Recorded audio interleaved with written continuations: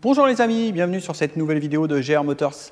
Eh bien ça y est, de retour de vacances, donc comme je vous avais dit juste avant les vacances, il y a fait une petite quinzaine de jours, eh bien qu'on allait poursuivre sur l'Opel Manta qui est derrière moi, que j'allais faire la carburation donc et l'allumage. Donc j'ai reçu mon petit condensateur, je vais vous faire voir d'ailleurs. Vous voyez, petit condensateur d'époque que j'ai retrouvé. Hein, donc alors là, je vous ferai voir après, mais voilà, tout neuf, hein, avec la fameuse petite linguette, comme je vous disais, là, ici, là, vous voyez, là, sur le condensateur qui vient me tenir cette partie-là, là, où qu'avait la cosse, c'est justement, c'est ce qui tenait plus sur le mais bon, ça, on verra ça tout à l'heure, quand on travaillera sur l'allumeur. Allez, rapidement, on va aller un petit peu plus loin dans l'atelier. Retour aussi sur mon RS4. Alors, j'en avais parlé, alors c'était pas dans la vidéo dernière, ça devait être l'autre d'avant, il me semble, je sais plus, sur ces fameux problèmes de fumée d'huile. Donc, vous avez été plusieurs à mettre des commentaires, donc certains très pertinents, hein, au niveau du PCV, au niveau de, enfin, tout ce qui est raccord. Reniflard d'huile, hein. Bien évidemment, là, je me pose de fortes questions sur ce problème de reniflard d'huile, parce qu'en fait, j'ai fait plusieurs essais en fait, de roulage dans plusieurs conditions, comme m'a expliqué le client quand ça se produisait. Et j'arrive pas à reproduire les fumées. Ça fume plus, ça veut plus. Alors voilà, pourtant j'ai rien fait de spécial. J'ai essayé dans tous les sens, hein, rouler un peu plus fort, moins fort, la laisser tourner, bien chauffer, au ralenti, redémarrer, attendre 5 minutes. Enfin, j'ai essayé tout plein de trucs. Donc, je me dis que des guides de soupape, des joints de queue de soupape, si j'avais vraiment quelque chose là, je pense que ça serait permanent. Mais bon, je me méfie quand même parce que j'ai déjà vu des choses tellement bizarres en mécanique. Alors en fait, ce que je vais faire, c'est que en fait, je vais aller déposer le collecteur, parce que je peux le faire sur place. Hein. Je vais sortir le collecteur et je vais aller voir le décanteur d'huile hein, qui est en dessous le collecteur. Parce qu'en fait, vous voyez, ces durites là de reniflard là, qui sont là, hein, ça plonge là-dessous. Et en dessous, vous avez en fait un gros décanteur d'huile qui est pris sur le bloc. Et puis, souvent chez Volkswagen, Audi, tout ça, vous avez tout un réseau de tuyaux avec des vannes, des membranes et tout ça. Et alors, il y a eu une modif qui a été faite sur le système PCV justement, et c'est pour ça que je veux aller voir ce qui se passe exactement avant de se dire on sort le moteur, on ouvre tout. Vous voyez, on va aller voir un petit peu, enlever le collecteur et aller examiner tous ces petits systèmes de tuyaux et de renifleurs pour voir justement si on n'a pas un problème là et qui ferait que par moment on a une électrovanne ou une membrane qui est coincée. Enfin, pour l'instant je ne sais pas, je vais voir comment ça fonctionne exactement et ce qui pourrait nous provoquer ces fameuses fumées qui sont quand même assez aléatoires parce que la voiture marche vraiment très très bien sur la route. Donc vous voyez, des fois c'est pas simple, mais je vous dis, avant d'aller tout sortir et tout démonter, partir bête et méchamment dans un truc, on prend le temps, j'ai déjà regardé un petit peu l'éclaté, j'ai regardé comment c'était fait, et bien là je vais aller démonter le collecteur parce que c'est quelque chose d'assez accessible, et je vais aller essayer de comprendre comment c'est monté, comment ça fonctionne, et est-ce qu'il ne pourrait pas y avoir quelque chose qui provoquerait un problème. Parce que sur les Porsche, j'ai le même souci. J'ai des problèmes en fait j'ai eu des problèmes sur les 97, 96, ça arrive toujours, où on a justement des problèmes de grosse fumée d'huile comme ça, et ces fameux décanteurs, il y a une membrane intérieure qui se perce et ça ravale l'huile, et là ça nous fait une fumée incroyable. Un peu sur le même style que ça d'ailleurs, c'est pour ça que j'ai envie d'aller creuser ça. Alors là, à côté, eh bien, en nouveauté, on a une petite Karmann Ghia qui est arrivée. Alors, problème de fonctionnement moteur, encore une fois de plus.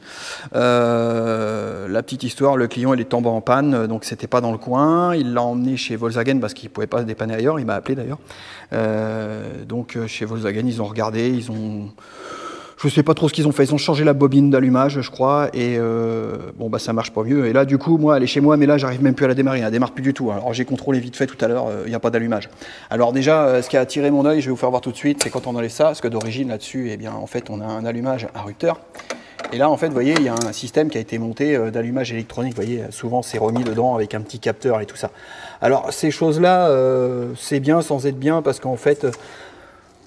Moi, je pars du principe, c'est soit vous gardez l'allumage à rupteur avec des allumeurs bien montés, bien réglés, et ça fonctionne très bien, ou alors si vous passez à l'allumage électronique, plutôt que de faire de la bidouille, parce que ça, j'appelle ça de la bidouille, et vous mettez carrément un allumeur électronique, hein, c'est-à-dire du 123 ignition, ça marche très bien, et au moins vous avez tout un ensemble, et ça, on est sûr que ça fonctionne. Parce que ça, je pense qu'en fait, mon problème, il vient de quelque part par là.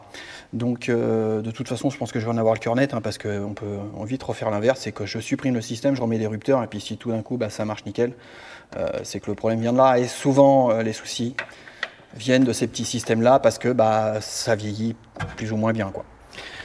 Donc là, vous avez vu, il y a déjà pas mal de choses à faire, hein. J'ai ma Jeep Willys à finir cette semaine.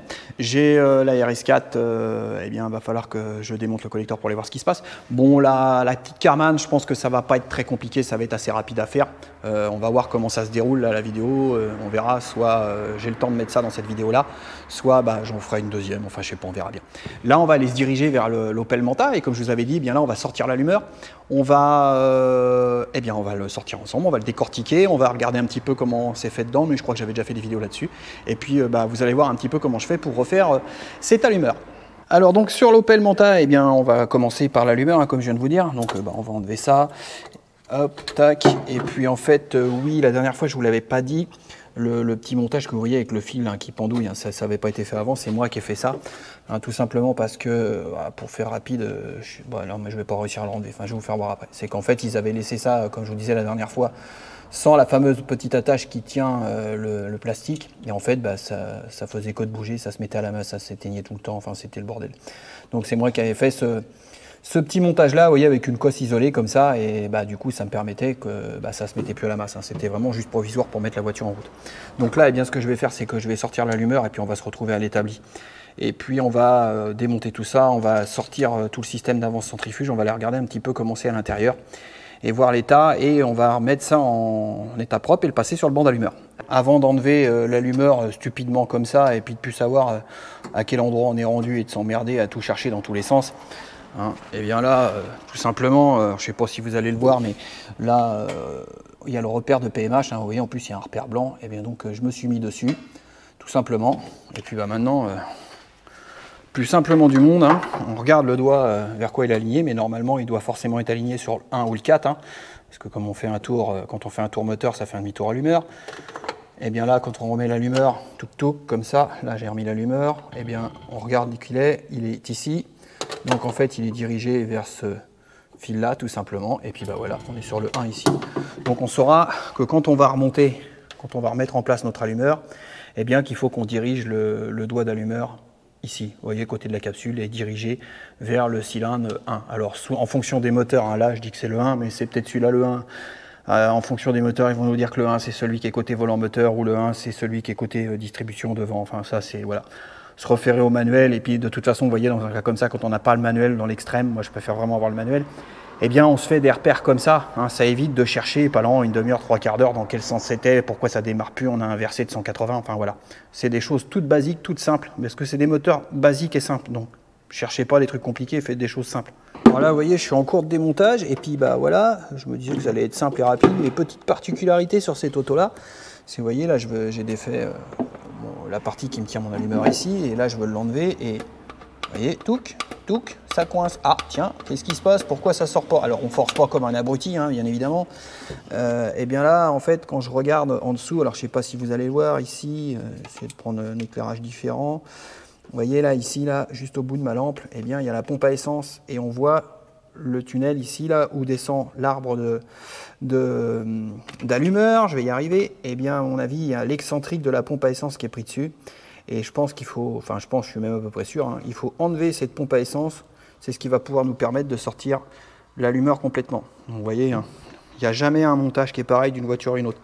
Donc bon, là, voilà, c'était pour l'anecdote, hein, c'est pas non plus compliqué. Donc là, du coup, je vais enlever ma pompe à essence, et je suis à peu près sûr que ça va me libérer mon allumeur. Alors ça y est, vous voyez, j'ai enlevé la pompe à essence en dessous, hein, je l'ai laissé juste accrocher à pendouille un petit peu. Hein, et là, c'est ce que j'ai vu par le trou, hein, c'est bien l'excentrique. Et là, normalement, vous voyez, hop, et bien voilà, la bête à sort. Voilà, et là, on voit l'excentrique. On va y voir ça de plus près. Allez, sur la caisse à outils, on va y voir plus clair. Et vous voyez ce que je vous disais, eh bien il y a l'excentrique de pompe à essence qui est ici, vous voyez, pouf, et donc j'avais le téton de pompe à essence, et quand je voulais enlever, eh bien ça butait sur le pignon d'entraînement. Parce que là en fait, si vous voulez, l'allumeur il a plusieurs fonctions, vous voyez là sur l'arbre. Eh bien il est entraîné par le vilebrequin par ce pignon là, donc qui entraîne l'allumeur, qui lui entraîne la came excentrique pour la pompe à essence, et là vous avez encore un autre pion en bas, attention, qui lui entraîne la pompe à huile. Donc en fait sur un même arbre, donc c'est pas con, hein, on entraîne donc pompe à essence, allumeur et pompe à huile. Donc vous voyez là, il y a plusieurs fonctions là-dessus. Donc on fait bien attention quand on remonte, hein, que le téton soit bien rentré dedans. Mais de toute façon, on ne peut pas se tromper parce qu'on ne pourra pas rentrer l'allumeur. Donc voilà un petit peu pour la particularité du montage. Alors maintenant, on va emmener ça à l'établi, l'autre côté, dans le local moteur. Et puis, on va démonter tout ça. Vous voyez l'état que c'est là. Et puis, on va remettre ça en état, comme j'ai l'habitude de faire, parce que là, forcément, c'est tout vieux, ça a besoin de soins, on va dire. Eh bien, on va aller opérer ça. Allez, c'est parti.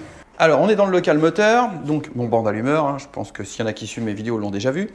Donc moi, toujours première chose que je fais avant de faire quoi que ce soit sur l'allumeur, eh bien, je le passe sur le banc. Comme ça, je vais aller regarder un petit peu où il en est en fait, si toutes les specs sont bonnes ou alors si on est complètement parti dans tous les sens. Alors évidemment pour ça, je mets du manuel de réparation, parce que voilà, dans le manuel de réparation, on a nos courbes d'avance centrifuge à dépression. Alors là, c'est pour deux modèles. Moi, le moteur, c'est un Elite 6S, donc c'est ces courbes-là qui m'intéressent. Donc en A, c'est courbe d'avance centrifuge, en B, courbe d'avance en dépression. Alors évidemment, faut faire des petits calculs parce que là, évidemment, il nous donne ça en degrés Villebrequin. Et moi, sur l'allumeur, je vais être en degrés allumeur. Donc forcément, comme l'allumeur tourne 2 fois moins vite, eh bien, on multiplie les valeurs ici par 2, autant sur le régime que sur l'avance, pour que ça colle ici. Donc là, en fait, ce que je vais regarder, c'est si déjà mon avance centrifuge, elle est dans les clous ou si elle est complètement hors tolérance. Parce que souvent, sur les vieux allumeurs, ce qui se passe, c'est que l'avance maxi, elle est bonne. Mais c'est entre ici et ici, sur la progression, que en fait, des fois, si vous voulez, plutôt que de suivre la courbe comme ça, eh bien, avec le temps, les ressorts se détendent dans l'allumage, et puis en fait, la courbe a fait tac, tac. Donc en fait, elle monte quasiment à l'angle droit, et c'est ce qui provoque souvent sur ces autos-là, classiques, eh bien que la voiture, quand elle roule, elle fait brou, brou, brou, parce que évidemment, à 2000 tours, elle se retrouve déjà avec l'avance maxi, et ça ne peut pas y aller. Donc, je vais tenter de vous faire voir un petit peu, mais le problème, c'est que vous n'allez pas forcément voir grand-chose ici, parce que malheureusement, la fréquence de film avec laquelle on filme, et puis la fréquence d'affichage ici, vous allez voir, je vais vous faire voir. Donc là, évidemment, on commence par déterminer le sens de rotation de l'allumage. Alors là, pour vous, les flashs que vous voyez, ils sont complètement anarchiques, parce que la fréquence fait que, et puis en fonction du régime, bien évidemment, vous voyez, ça va changer pour vous. Parce que comme on ne se cale pas dans la fréquence. Alors moi je vais vous expliquer, c'est qu'en fait là logiquement ce qu'on voit c'est 4 faisceaux lumineux symétriques, donc parfaitement symétriques. Les points qui sont en fait foncés là, en fait qui ne s'allument pas, alors là effectivement ça tourne dans tous les sens. Eh bien c'est les points, ça c'est l'angle de fermeture. Donc là moi déjà ce que je peux voir c'est que mon angle de fermeture est pas bon parce que moi quand je le lis, alors vous voyez pas parce que c'est anarchique. Moi je suis à 40 degrés pour 57, bon ça encore c'est pas trop grave, ça veut dire que j'ai un peu trop d'écartement au rupteur. Bon cela dit, ça je le réglerai après, là j'ai bien ma symétrie de cam, j'ai contrôlé, elle est déjà bonne. Là en fait ce que je fais après, eh bien, en fait, c'est que je prends du régime, et puis j'ai mon faisceau lumineux qui va avancer comme ça. Alors pour vous c'est encore anarchique, mais il avance, et là je viens relever mon nombre de... mon nombre de degrés que je prends en fonction du régime qui est affiché là. Je reporte sur ma courbe et je regarde si c'est bon.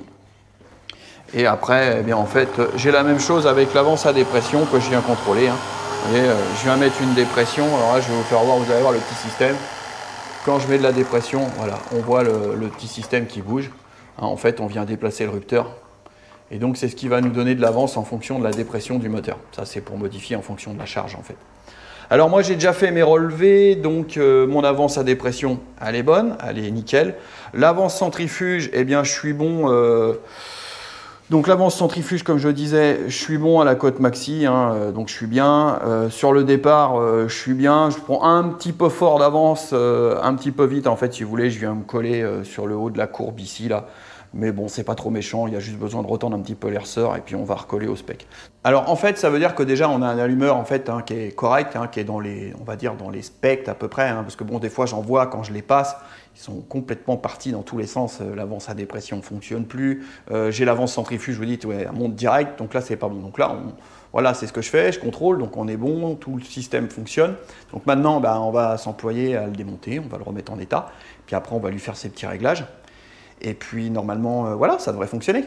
Alors je reviens sur cette histoire de condensateur là, vous vous rappelez avec ces fameuses petites, ce fameux petit caoutchouc là, vous voyez, j'ai enlevé mon bout de fil rouge là que j'avais mis là. Et donc ce condensateur là, il a été changé. Sauf que, eh bien, c'est pas le bon modèle. Donc en fait, il a plus le système pour tenir la petite patte en caoutchouc, là, vous voyez. Donc ce qui se passe, enfin, c'était comme ça, hein, moi, sur la voiture quand je suis arrivé. Donc vraiment de la chance que, vous voyez, que le client soit pas tombé en panne, parce que vous comprenez bien que là, quand ça sort comme ça, eh bien, en fait, le fil du rupteur vient directement à la masse, et quand lui, il se met à la masse, eh bien, on coupe l'allumage, et la voiture, s'arrête. Vous allez voir, je vais enlever le condensateur, on va comparer les deux, et vous allez vite comprendre le système. Alors le système, vous allez voir, en fait, d'origine, c'est ce montage-là. Donc en fait, on a ça qui vient se visser sur l'allumeur, et ça vient verrouiller ce petit caoutchouc-là en se prenant, vous voyez là, le petit caoutchouc, il a des petites fentes là, et du coup, eh bien, la petite fourche vient se prendre dedans, ça le plaque, et du coup, ça ne peut plus bouger. Alors, ce qui s'est passé, c'est que eh bien, la personne qui a intervenu avant, eh bien, elle a reçu un condensateur, ou elle a commandé un condensateur. Eh bien, elle s'est rendue compte que, en fait, c'était pas le bon. Hein, donc, elle devait pas avoir... parce que sur ce montage-là, en fait, je crois, vous avez, sur celui-ci, en fait, quand vous le recevez, vous avez juste un fil volant. Vous avez plus ce petit système-là. Donc, lui, il s'est dit, c'est pas grave, pourquoi pas, je coupe ici. Je ressoude le fil, vous voyez, ça a été ressoudé. Et puis, je remets ça comme ça. Sauf que, il ne s'est pas préoccupé de se dire de comment ça allait tenir. Donc voilà, un petit peu déjà le truc que ça va pas, quoi. Donc, j'arrive pas à comprendre qu'à un moment donné, on se dit, il faut se poser les bonnes questions quand même. Vous voyez, là, quand je vais le remettre, on comprend facilement que quand je vais le mettre ici, vous voyez, hop, ça va venir verrouiller la petite patte en plastique. Alors, ce que je vais faire, je vais la mettre en place dessus. Là, vous voyez, je l'ai mis en place dessus. Donc, en fait, ce qui se passe, c'est que ça rentre dans l'orifice. Hop, on vient mettre la vis en dessous. Et puis là, on est serré. Donc là, vous voyez, eh bien là, la petite patte qui est ici, elle est tenue. Elle ne peut plus bouger. Donc, pour moi, c'est vraiment quelque chose d'évident, quoi. Donc là, je ne comprends pas. Donc ça, déjà, d'une part, le montage est incorrect. D'autre part, aussi, une chose importante, comme je vous disais, vous voyez, ça, c'est même pas serti dessus. Normalement, c'est pointé, soudé. Parce que là, ce qui est important, en fait, c'est que la masse du condensateur, il faut, comme je disais, qu'on ait une très bonne masse entre le condensateur et le corps de l'allumeur. C'est important. En fait, c'est vraiment important, parce que lui, il est là pour absorber le courant d'extra-rupture de l'allumeur. En fait, en gros, le courant d'extra-rupture, c'est quand le rupteur il s'ouvre, eh bien, on a un gros pic de tension. Et puis, en fait, ce pic de tension, il n'est pas bon parce qu'en fait, ça vient... c'est ce qui vient grignoter en fait, et bouffer les rupteurs. Donc en fait, le condensateur, il est là pour absorber le courant d'extra-rupture de l'allumeur. Enfin, le courant d'extra-rupture du rupteur, pardon. C'est pour éviter en fait que vos rupteurs se détériorent rapidement. Alors aussi, ce qui peut se passer, c'est quand les condensateurs commencent à être défaillants et puis qu'ils commencent à se mettre un petit peu à la masse, c'est-à-dire en début de court-circuit, et bien du coup, là, on se retrouve avec un allumage qui déconne, enfin un moteur qui déconne, parce que on a pu, en fait, on a le direct comme, en fait, on se retrouve dans le cas de figure, ce que je vous expliquais tout à l'heure, c'est qu'on vient se mettre à la masse. Donc voilà pour l'explication. Donc là, en fait, ce que je vais faire, c'est que je vais désassembler l'allumeur. On va aller contrôler un petit peu toutes les pièces mobiles, on va regarder un petit peu l'état des cams ici, mais bon, ça a l'air en bon état, ma symétrie était bonne. Et puis, on va remettre ça propre, remonter, rupteur, condensateur, repassage au banc, et après on remonte sur la voiture. Allez, c'est parti.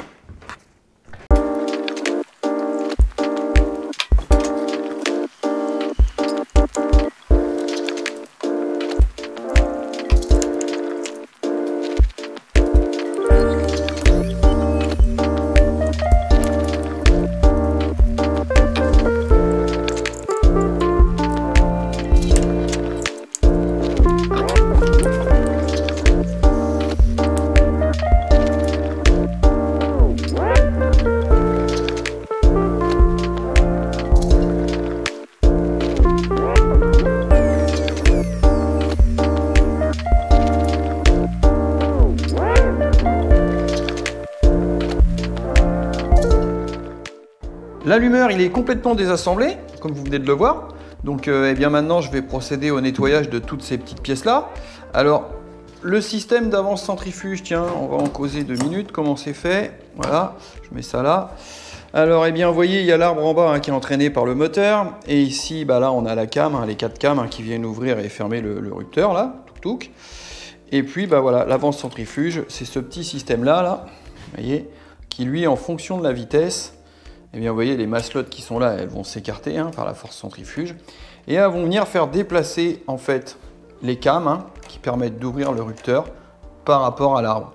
Donc c'est ce qui fait qu'en fait, eh bien, comme ça se déplace, eh bien, on vient augmenter plus ou moins l'avance par rapport à cet arbre-là, en fonction du régime. Donc c'est sur ces petites pièces-là qu'on agit. Là, vous voyez, il y a... Alors je ne sais pas si vous allez bien le voir, mais on a deux types de ressorts. On a le ressort de basse vitesse, on va dire, et puis on a le ressort de haute vitesse qui lui agit qu'après. En fait, celui-ci, on voit bien qu'il est déjà tendu. Donc là, il est déjà en tension, il agit tout de suite. Et on a le deuxième, vous voyez, ici, il n'est pas tendu. Là. Vous voyez, lui, il est libre. Et en fait, il n'y a qu'à partir d'un certain moment, hop, où qui vient agir. Et ça, c'est celui qu'on vient, en fait, sur lequel on va agir pour les hauts régimes. Alors en fait, comment on fait pour régler ça? Eh bien, il y a une petite lucarne ici. Alors ça dépend des allumeurs. Là, la petite pastille, on l'enlève. Et de par cette petite lucarne-là, eh bien, on vient agir directement sur les pattes des ressorts. En fait, ça veut dire qu'on les tord plus ou moins pour ajouter de la tension sur les ressorts.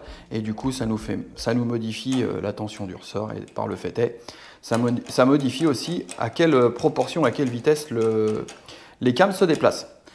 Eh bien maintenant, je vais nettoyer tout ça, et puis eh bien, on va réassembler tout ça, lubrifier, graisser tout ça, contrôler qu'on n'a pas de jeu dans tout ce petit système-là, a priori non. Bien nettoyer nos portées de cam, lubrifier, moi j'en profite souvent aussi pour enlever ça et le lubrifier en fait comme il faut sur l'arbre, qu'on n'ait pas de problème. Reprendre aussi... Alors ça va, celui-là il n'est pas trop abîmé. Je vais déjà passer un petit coup de toile, vous n'avez pas vu, parce qu'en fait pour le sortir, pour pas blesser en fait la cam qui est là, je vais passer un petit coup de toile pour pas que ça abîme. Mais bon, souvent je les reprends en toile, je regarde si toutes les rondelles sont là, parce que souvent, alors pas celui-là, mais il y en a qui sont équipés de rondelles en bakélite.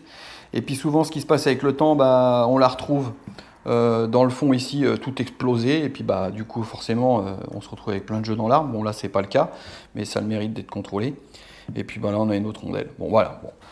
Voilà un petit peu. Ah si, autre chose aussi, ça c'est le plateau porte-rupteur. Donc là il y a un système. Alors là je vais peut-être pas réussir à le déplacer, mais parce que c'est quand même assez... Voilà, si, là j'ai réussi à le bouger, vous voyez. Et ça en fait, eh bien c'est ça qui déplace le rupteur par rapport à l'allumeur avec cette pièce-là.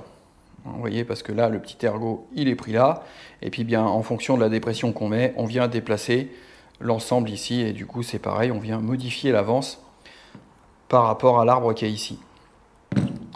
Donc je vous referai voir quand ça sera rassemblé, en cours de rassemblage, comment ça fonctionne un petit peu plus, ce sera peut-être un petit peu plus clair, parce que là, alors pour moi c'est clair, mais peut-être que pour vous ça ne l'est pas. Bon allez, je nettoie tout ça, et alors je ne sais pas si je vais vous faire des vues du nettoyage, parce que bon là c'est laveuse, microbillage, là je vais voir, je vais peut-être rebicromater ça aussi. Enfin, je vais tout préparer mes pièces en vue du remontage. On est dans le local à bicromatage, donc j'ai préparé mes pièces, là elles sont en train de tremper. Donc, vous voyez, là j'en ai déjà quelques-unes qui trempent dans le bain. J'ai l'autre là qui est dans sa petite baignoire là, dans l'acide là. Donc là celle-ci, je vais bientôt pouvoir la mettre dedans, elle va être dégraissée. Là j'en ai quelques-unes qui sont dedans et je pense qu'elles vont bientôt être prêtes.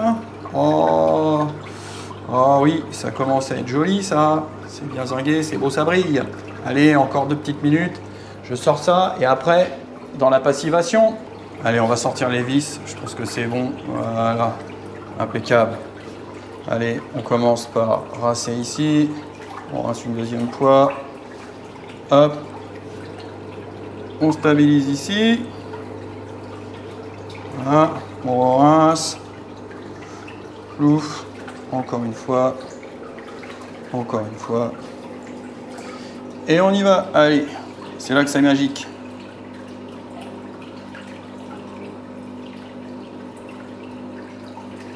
Ouais, ça me paraît nickel. Et bien voilà. Des belles vis passivées. Regardez un petit peu le résultat. Ah, moi je trouve ça toujours très satisfaisant. C'est quand même plus joli, Et là au moins ça ne rouillera plus. Donc là, les petits supports, mes petites vis, pareil, sont prêtes. Donc là, on a la capsule qui est en train de baigner aussi. On va la laisser tranquillement. Et puis, on va lui faire le même traitement. Allez, la dernière pièce. Voilà. Toute belle. Allez, trempette. On rince comme les autres. Allez. Hop. On rince.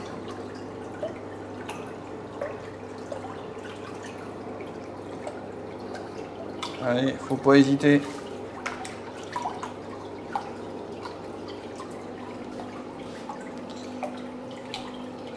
Et allez, c'est là que ça devient magique.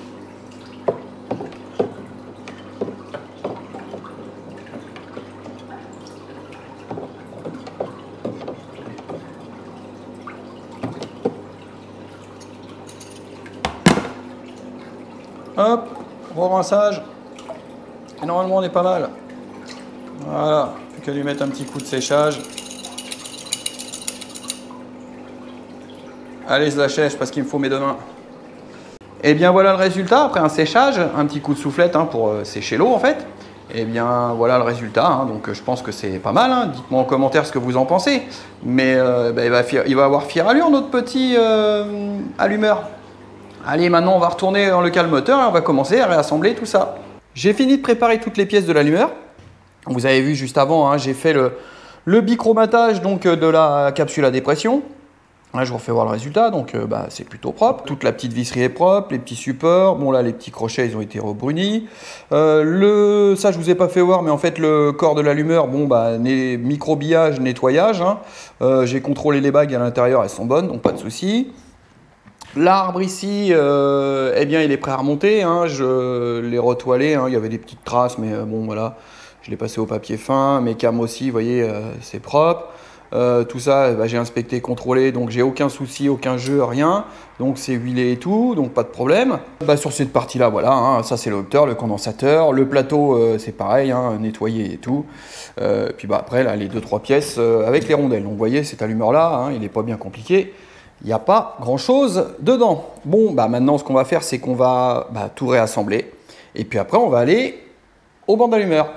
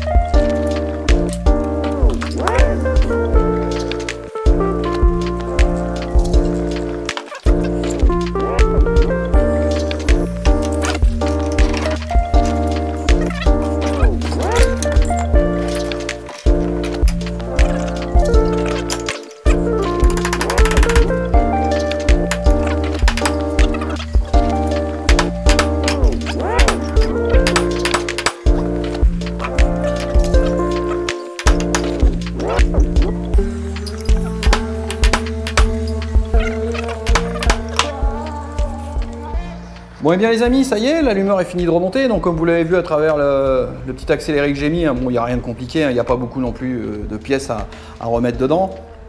Donc là, surtout, alors déjà, vous voyez, là maintenant, on a un montage conforme, c'est-à-dire qu'on a le bon condensateur avec son support. Donc là, voilà, plus de soucis, ça ne bouge plus. Donc comme ça permet que la petite cosse ici, vous voyez, elle est bien branchée, pas de problème. Puis voilà, comme vous savez à mon habitude, rebichromatage des petites pièces ici, avec les petits les clips pour fixer la tête d'allumeur avec la visserie. L'autre côté, pareil, la vis ici, cette vis là pareil. Bon la capsule à dépression aussi.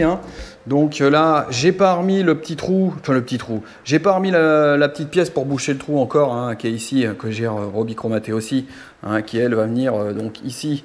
Mais ça, je la mettrai quand j'aurai fini l'allumeur parce que bien évidemment, il faut que je le passe au banc et puis que je reprenne mon réglage propre. Donc, je vais le sortir. Donc, puis là, vous avez vu, alors j'ai remis un axe neuf, je l'ai refait autour et puis après, je refais un double sertissage avec un coup de pointeau. C'est un axe ajusté que je fais parce que, en fait, l'ancien, pour les démonter, on est obligé de les percer. Bon, voilà, donc là, c'est remonté, lubrifié. Donc là, ça tourne parfaitement. hein, donc pas de problème. Comme vous l'avez vu, hein, voilà, je démonte intégralement l'allumeur. Hein. En général, tous les allumeurs que je fais, c'est comme ça que je procède. Alors pourquoi tout démonter comme ça? Vous me direz, on n'est peut-être pas forcément obligé. Alors moi, je pars du principe que si, parce que c'est des allumeurs qui ont 30, 40 ans, qui ont peut-être passé déjà entre plusieurs mains. Il y en a beaucoup qui n'ont pas vu un banc d'allumeur depuis qu'ils sont sortis de l'usine. Et puis je vous dis, il y a quand même des pièces d'usure en interne. Vous voyez les petites rondelles en bakélite qu'on peut trouver cassées. On peut avoir aussi des problèmes sur l'avance centrifuge. Donc là, le fait de tout démonter, on rénove tout, on contrôle tout. Et au moins, on s'assure que quand on va l'avoir remonté sur le véhicule, on va avoir une pièce qui va être conforme et qui va fonctionner, qui va bien fonctionner. Parce que l'allumeur sur une auto classique, c'est hyper important, hein, surtout toutes les courbes de développé d'avance et à dépression. Si ça, on n'est plus dans les specs de l'origine, hein, parce qu'il y a de l'usure ou des choses de cassées, eh bien là, on se retrouve avec une voiture qui fonctionne, c'est l'anarchie. Donc la première chose à faire sur une auto classique comme ça, bien évidemment, il faut que le moteur soit en bon état de santé quand même, c'est l'allumeur. Une fois que l'allumeur est fait, après on fait la carburation. Mais si vous avez un allumage qui n'est pas dans les clous, qui n'est pas conforme, qui ne va pas, ça ne sert à rien d'aller tourner toutes les vis sur le carburateur, vous n'y arriverez pas. Il faut commencer par l'allumeur, à avoir un allumeur qui soit en bon état. Bon, et bien maintenant, on va aller sur le banc d'allumeur. On va aller faire la mise au point finale, c'est-à-dire qu'on va reprendre l'angle de cam, hein, l'écartement en rupteur.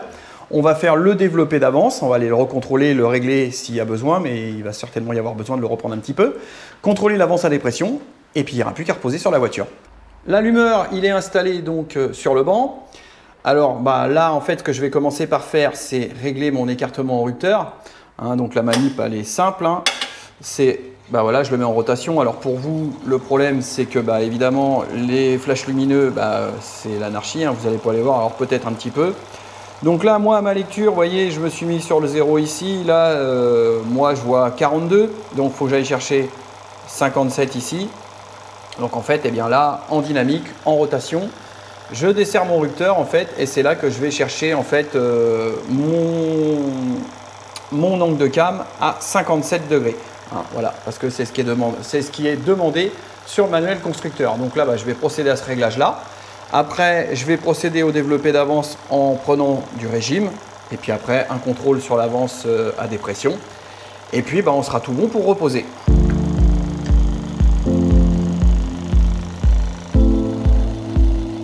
« 57, la symétrie est parfaite. »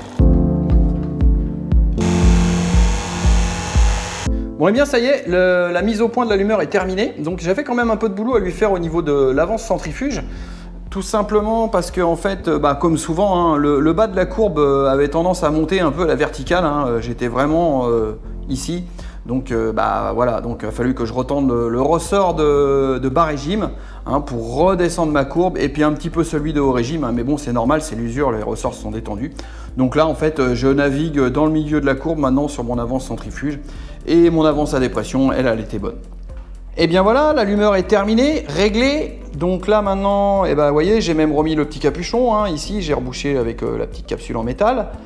Hein, il a quand même meilleure allure qu'au départ. Hein, donc autant esthétiquement que sur ses fonctionnalités. Hein. Alors déjà, voilà, on a résolu le problème du condensateur. Maintenant, hein, comme je disais, on a quelque chose de sérieux ici. L'angle de cam, je l'ai réglé pile poil à 57 degrés au banc d'allumeur. J'ai repris tout mon développé d'avance, hein, comme je vous ai dit juste à l'instant. Mon système à dépression fonctionne bien. Et puis au niveau fonctionnement mécanique, c'est nickel. Eh bien, il n'y a plus qu'à aller reposer ça sur la voiture. Et puis on va voir ce que ça donne. Alors, je vous mets un peu de lumière là pour y voir un peu plus clair. Voilà. Donc, l'allumeur, il est reposé. Hein, j'ai remis, j'ai remis l'allumeur. Évidemment, je l'ai remis dans la bonne position, hein, que je l'ai démonté. Vous vous rappelez, hein. Alors, attends. Bon. Donc, je suis toujours ici, là en bas, je suis toujours sur mon point de repère. Donc, pas compliqué. Hein, j'ai reposé l'allumeur dans la même position, le doigt dans la même position, en face le 1, celui-là. Alors, bien évidemment, quand j'ai redescendu tout l'ensemble, de bien faire attention, de bien se raligner, de bien se remettre dans la pompe à huile. J'ai remis la pompe à essence et voilà, bon, ça, rien de technique. Donc maintenant, en fait, je vais faire mon calage initial pour être sûr que ça démarre. Donc là, il est à sa position. Déjà, on est dans la bonne position. Et bien maintenant, en fait, ce qu'on va faire, c'est très simple. Je vais prendre une lampe témoin. Alors la lampe témoin, on va la brancher ici, vous voyez, sur le rupteur. Voilà. Bon, jusque-là, rien de compliqué. Hein, l'autre partie de la lampe témoin, vous la mettez à la masse. Je vais essayer de voir si je peux la mettre comme ça. Voilà, là, ça devrait fonctionner. Ouais, là, ça devrait être pas mal. Bon, alors maintenant, ce qu'il va falloir faire, eh bien je vais mettre le contact. Alors donc là j'ai mis le contact, hein. On regarde dans quel sens tourne, vous voyez quand je le bouge déjà, vous voyez hop ça s'allume. On regarde dans quel sens tourne l'allumeur, on le ramène complètement dans le fond. Et puis on va tourner l'allumeur tout simplement dans le sens opposé de la marche jusqu'à temps que la lampe témoin s'allume. On ne devrait pas tarder à y arriver. Hop, voilà, tac, vous avez vu? Ah, là ça a bougé. Là j'y suis, hop. Donc là ça veut dire que je suis pile au calage. Alors c'est le calage initial pour démarrer, hein. Après je le recontrôle à la lampe témoin. Bon je vais serrer l'allumeur, je remets tout ça en place et puis on démarre. Alors si vous vous rappelez hein, les problèmes sur le carburateur, donc là avant de démarrer j'ai regardé un petit peu où j'étais rendu dans le système de départ à froid. Donc là je l'ai réglé à peu près de façon à ce qu'elle prenne un petit peu de starter parce que là-dessus il est automatique. Et là logiquement, là j'ai le volet qui est fermé, bon j'ai fait un réglage comme ça vite fait hein, pour que ça démarre. Là logiquement elle devrait démarrer. Alors peut-être qu'au niveau dosage, en fait entre le volet de starter et l'accélérateur je serais peut-être pas top, mais c'est juste pour le démarrage parce que si j'ai pas starter elle ne démarrera pas. Allez on va aller démarrer, on va voir ce que ça donne. C'est parti. Allez, go. Alors, Stoto. Donc, hop, contact. Donc là, normalement... Ah bah nickel. Voilà, un poil de trop de starter, là. Allez. Alors, on va aller voir. Ah, c'est pas trop mal, quand même. Bah, c'est pas trop mal, mon réglage, parce que du coup, j'ai mis assez de régime. C'est pas mal du tout. Bon bah là vous voyez hein, quand on a un allumeur qui est nickel et qui est bien calé, bah, ça change tout de suite hein. Bon là vous voyez quand on a un allumeur qui est nickel, calé, impeccable et puis bah, l'écartement, les avances, tout ça c'est bon. Et bah voilà, quand l'allumage est bon de toute façon ça démarre. Il faut vraiment qu'on ait un gros problème sur le carburateur ou le moteur pour pas que ça démarre. Bon là la carburation il y a des choses à reprendre hein, parce que comme je vous l'avais dit dans la vidéo précédente, tout a été bidouillé. Là comme je viens de vous dire rapidement, en fait, ce que j'ai fait, c'est que j'ai repris les réglages de base vite fait du starter pour avoir du starter. Bon, maintenant, il va falloir reprendre toute la carburation pour qu'on ait un fonctionnement optimal. Là, si vous voulez, il va me rester le point d'avance à faire à la lampe stroboscopique. Mais là, déjà, bon, bah, ça s'entend. Là, déjà, on est bien, on a fait le canage. En fait, le canage que j'ai fait à la lampe témoin, c'est ce qui nous donne, c'est la méthode qui nous donne de faire sur le manuel de réparation. Donc voilà, hein, j'invente rien hein, avec la lampe témoin. Et ça, c'est quelque chose que j'ai, moi, que j'ai appris en apprentissage avec mon patron d'apprentissage. Il y a longtemps maintenant, mais la méthode est toujours la même. Donc maintenant, eh bien, je vais faire ma mise au point à la lampe stroboscopique pour m'assurer de ça. Et puis bah, après, il va rester la carburation à faire. Impeccable. Bon, et bien pour l'allumeur, eh bien ça y est, c'est terminé. Vous avez vu, il est remis en place. Là, je viens de faire le calage à la lampe strobo. Hein. Bon, j'avais un petit décalage, hein, c'est normal, je l'ai fait à la lampe témoin. Donc j'ai rajusté ça. Du coup, j'ai retouché rapidement mes vis de ralenti hein, pour avoir un ralenti correct déjà d'une part pour pouvoir faire mon point d'avance. Sur cette auto, eh bien, il va me rester la carburation à faire. Bon, ça, je pense que ça fera partie d'une autre vidéo parce que là, celle-ci sur l'allumeur, déjà, je pense qu'elle avait déjà été assez longue. Alors là, comme ça vous a permis de voir un petit peu comment je procédais pour remettre en état un allumeur. Hein, donc vous avez vu, il n'y a rien d'extraordinaire, hein, c'est de la mécanique basique, de base. Enfin, c'est vraiment pas compliqué. Donc en fait, je reviens encore sur cette panne qu'avait cette voiture. En fait, la panne qu'elle avait de base ou qu'elle ne marchait pas, c'est qu'on avait 36 degrés d'avance au lieu de 6 degrés. Donc j'arrive pas à comprendre que des mécanos professionnels n'arrive pas à trouver ce type de panne. Enfin, il y en a un qui a fait la panne parce qu'il y en a bien un qui a mis 36 degrés parce que le véhicule avant il fonctionnait mais après il fonctionnait plus. Donc là vous voyez, j'ai rien fait d'incroyable hein. À part avoir remis l'allumeur en état pour l'instant, c'est tout ce que j'ai fait. Et donc bah, vous le voyez, hein, le résultat, bah, là déjà ça tourne plutôt bien, c'est pas mal.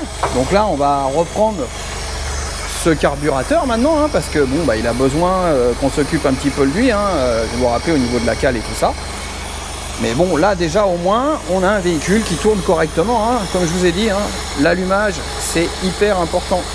Eh bien écoutez, la prochaine vidéo eh ben, ça sera sur l'Opel Manta, on traitera du carburateur ce coup-ci et puis comme ça on finalisera la réparation de cette auto là. Alors j'espère que ce format de vidéo bah, vous plaît, n'hésitez pas à me le dire en commentaire si ça vous plaît. Moi, comme vous l'avez vu, hein, moi ce que j'adore faire en fait, c'est de la remise en état comme ça. C'est-à-dire, vous voyez, on part d'une pièce qui est dans un état, voilà, elle est vieille, elle est abîmée, elle est rouillée. Et puis de tout démonter, de tout contrôler, de microbiller, bicromater. Et puis à la fin, c'est vachement gratifiant parce qu'en fait, on réassemble quelque chose, on le remet en place dans la voiture et ça fonctionne. Et c'est ça le but de mon métier. Enfin, moi, je pense que c'est ça. Donc après, pour les autres professionnels, je ne sais pas comment ils voient les choses, mais moi, mon but dans mon métier, c'est ça, c'est de restaurer, de remettre en route et de réparer les véhicules. Eh bien écoutez, hein, sur ce, on va en rester là. Donc comme d'habitude, un petit pouce bleu, ça fera plaisir. Et surtout, n'hésitez pas à commenter, partager et abonnez-vous. À bientôt. Tchuss!